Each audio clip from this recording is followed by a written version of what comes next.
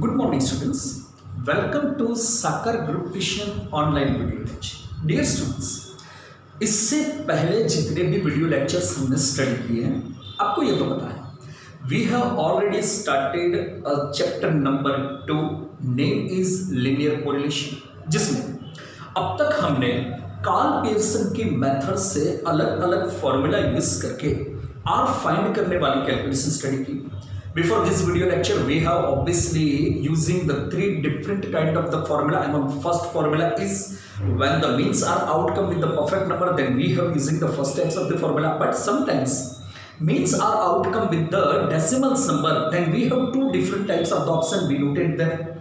If the means are outcome with the decimal number and the values of both variable are in a less than 30, then we have using direct types of the formula. But sometimes the values of variable are being seen numerically more than 30, then we have using the shortcut types of the formula. Dear students, आज हम उसी shortcut formula से calculation करने वाले हैं, but today some kind of the changes is made into variable first and then we have using the shortcut types of the formula. तो आज का जो एग्जांपल हम स्टडी करने वाले हैं उनमें शॉर्टकट फॉर्मूला तो लगेगी, बट शॉर्टकट फॉर्मूला लगाने से पहले हमें कुछ चेंजेस करना है। वो चेंज क्या है उसकी एक यहाँ पर मैं आपको थीम बता दूं। Look at here. The data is given that find the coefficient correlation from the following data, और आपके पास यहाँ पर जो डेटा है वो दो अलग अलग कंसेप्ट में दिए हुए हैं।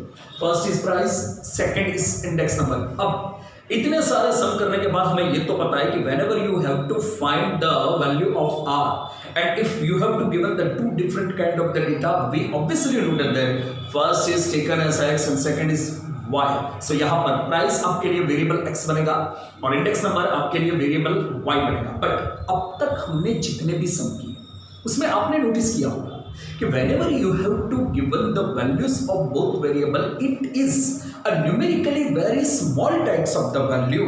But look at here, the situation is completely changed today. यहाँ पर आपके पास जो first variable x की वैल्यूएशन है उसको जरा ध्यान से आप रीड करो। 32,000, 29,000, 40,000. It is a numerically very large. Condition number 1. When you find r and if you have to say the values of any one variable और both the variables are be given numerically very large, तो सबसे पहले r को find करने से पहले आपने उसको छोटी करना है। If you have to given the numerically very large value, then first you have to done its smallest types of the value so that we have a calculated easily. So आपको calculation करने में बहुत ही easy रहे, so we have made some kind of the change. Now the question is, change करना है वो तो पता चल गया कि वैल्यूएशन न्यूमेरिकली वेरी लार्ज है तो चेंज तो करना है, बट अब क्वेश्चन ये रहेगा कि ये चेंज कैसे करना है। तो उसके लिए डिफरेंट पॉइंट्स मैं आपको बता दूं। One number, if the value of variable is given of multiple 10, then you have divided all the values by 10। अगर सारे वेरिएबल में 10 की मल्टीपल वैल्यूएशन है तो एक चेंज ये हो सकता है, अब सारी वैल्यूएशन को 10 के साथ डिवाइड करोगे ताकि हमारी वैल्यू न्यूमेरिकली स्मॉल बने, तो कैलकुलेशन करने में हमें इजीएस्ट रहे। Second thing is that sometimes we have given all types of the value in a variable which are multiple of 100, then you have divided all types of the value by 100। And third condition is that sometimes the values of variable are being given multiple of 1000, then you have divided all types of the value with 1000. Now look at here, in this case all types of the value of variable x is given a multiple of 1000. Look at here, 32,000, 29,000, 40,000. These are the values that we call as a multiple of 1000. So we have made a change like that. All types of the value of variable x is now divided by 1000 so that we getting a smallest types of the value. तो calculation करने में आपको easiest है। But listen be carefully. अगर जिसकी समझ में आए वो ये चेंज करें, सपोज मान लो कि आपकी समझ में कुछ आता ही नहीं है, तो एज इट इज जो भी वैल्यूएशन है उसी को रख के आप कैलकुलेशन कर सकते हो। आंसर में कोई भी चेंज नहीं होगा, वो हमारी गारंटी रहेगी।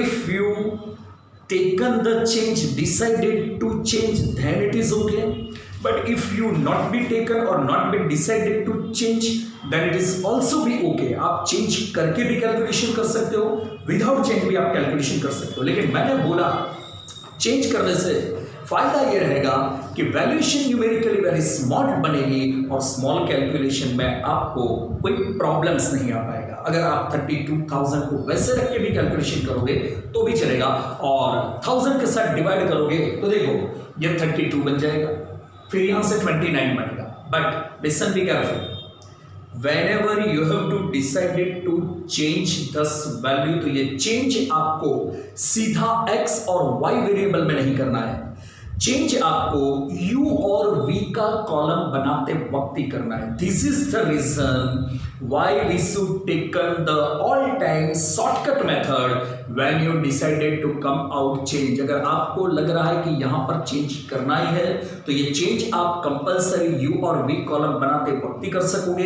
यही रीजन है कि ये आपने अगर वेरिएबल्स की वैल्यूएशन में चेंज किया तो कंपलसरी आपको u v मेथड से ही कैलकुलेशन करनी पड़ेगी। सेकंड, x में तो आपको पता चल गया कि all types of the values are being given with a multiple of 1000, then you have to divide it 1000, तो ये चेंज x में होगा। अब look at here, the values of y is also being given numerically very large and it is all types of the values multiple 10. Look at here, 120, 100, 250, तो अब change यहां पर भी आप कर सकते हो। It is not necessary that you have to made all time both variables changes. अगर आपको लग रहा है कि दोनों में चेंज हो रहा है तो आप दोनों में भी चेंज कर सकते हो। सपोज मान लो कि आपको एक का चेंज समझ में आ रहा है, सेकंड वेरिएबल का चेंज समझ में नहीं आ रहा है, दैट इज ओके, आप एक में भी चेंज करके कैलकुलेशन करोगे तो भी चलेगा। और अगर if both the variables value are being connected with the change types of the moment, then you have done all types of the changes, तो आप दोनों में भी चेंज कर सकते हो। तो हियर आपने देखा कि सेकेंड वेरिएबल की वैल्यूएशन 10 का मल्टीपल है, तो आप उसको 10 के साथ डिवाइड करोगे ताकि ये वैल्यूएशन स्मॉलेस्ट बनेगी। But I repeat again, if you decided to come out change, then this changes always be made whenever you become a u and v column। तो अब तो ये फाइनली बन गया कि हमारे दोनों वेरिएबल्स में चेंज होता है, so that we have compulsory taken the shortcut types of the method। तो चलो अब ना हमें कैलकुलेशन स्टार्ट करनी है। मैंने यहाँ पर एक नोट भी ये लिखी हुई है, here the value of x is seen a multiple numerically very large, so we have made some kind of the change to smallest is, and the same kind of the change is also be made in a variable y। अब change तो आपको पता है, starting करते हैं calculation, तो सबसे पहले फॉर्मेट को स्टैंडिंग फॉर्म में लगाएंगे। ये तो स्लिपिंग मोड था, वेरिएबल x वेरिएबल y की वैल्यू 32,000, 29,000, 40,000, 36,000, 30,000 and 39,000। y में 120 सेंचुरी, 250, 180, 110, 220। अब सुनो, before this lecture, whenever we have to starting the calculation, we must be find both the mean first, because of the mean is given us which kind of the formula is to be taken, but recent time you do not find to mean because you have made some kind of the change in both these variable, and we have noticed that any kind of the change is made eitherly two or any one variable, you must be using the shortcut types of the formula. This is the reason recent time we do not find mean of x and y, we have using the direct shortcut method formula। but आपने पहले भी study की हुई है, shortcut method use करने के लिए जो फॉर्मूला हम लोग रख रहे हैं उसके अंदर आपको चाहिए 5 different types of the measurement like U V, वो हमारे पास नहीं है। So now we get all types of the column first, so that we getting measurement which can be using in the formula. So सबसे पहले बनेगा U column. हाँ, listen be careful, U column बनाते हो फर्स्ट वेरिएबल x में से कोई एक वैल्यू को आपने अज्यूम करना है। सपोज यहां से मैंने एक वैल्यूएशन को लिया 32,000, तो सबसे पहले यू कॉलम बनाते वक्त जो अज्यूम किया अब x में से उसको आपने माइनस करना है। सो पहले लिखेंगे x minus 32,000। Now listen be carefully, we have notice that the value of x is a multiple of 1000. So we have divided all values by 1000. Thus changes come out whenever you become the u column. बस अब आपको पता है ना कि वो 1000 के साथ डिवाइड होने वाली सारी वैल्यूशन है, तो वह यहाँ पर आपको बताना है u equal to x minus 32,000 divided by 1000. ये चेंज u बनाते वक्त करना है, ओके, डायरेक्ट x में नहीं करना है. अब सारी वैल्यूएशन में से सबसे पहले आपने 32,000 को माइनस करना है, जो आंसर आएगा उसको 1000 के साथ डिवाइड करो. Look at here, 32,000 minus 32,000, answer is 0. Next one, 29,000 minus 32,000, which can be divided by 1000, so answer is minus 3. 40,000 minus 32,000 divided by 1000, answer is 8. ठीक वैसे आगे बढ़ रहा है, 4 minus 2 7. अब ये सारी वैल्यूएशन को सजेस्ट करने के बाद इस कॉलम को आप ऐड करोगे. Such additional values become for a sigma u, that is 1440. Now we have made a second column v. v के लिए सबसे पहले वेरिएबल y में से एक वैल्यूएशन को आपने अज्यूम करनी है. लुक एट हियर, यहां से मैंने 180 को अज्यूम किया. So now we have made y minus 180, but listen be careful, all types of these values also be multiple of 10. so now we have made some kind of the change here. सारी valuation 10 के साथ divide हो रही है, तो बस वो change आपको यहां पर करना है. सो मैंने यहां पर लिखा है v equal to y minus, पहले तो जो हमने अज्यूम किया वो लिया 180 डिवाइडेड बाय 10. अब ये y की वैल्यूएशन में से आपने 180 को माइनस करना है, आंसर को 10 के साथ डिवाइड करके लिखना है. सो 120 माइनस 180, जो आंसर आएगा उसको 10 के साथ हमने डिवाइड किया. So first deviation is minus 6. Next one, minus 8 7 0 minus 7 4. अब इसी कॉलम की वैल्यूएशन को आपने ऐड किया तो आपके लिए वैल्यू बनी sigma b equal to minus 10. Okay, these are the two important column. First we have prayer, and after that next column is taken as uv.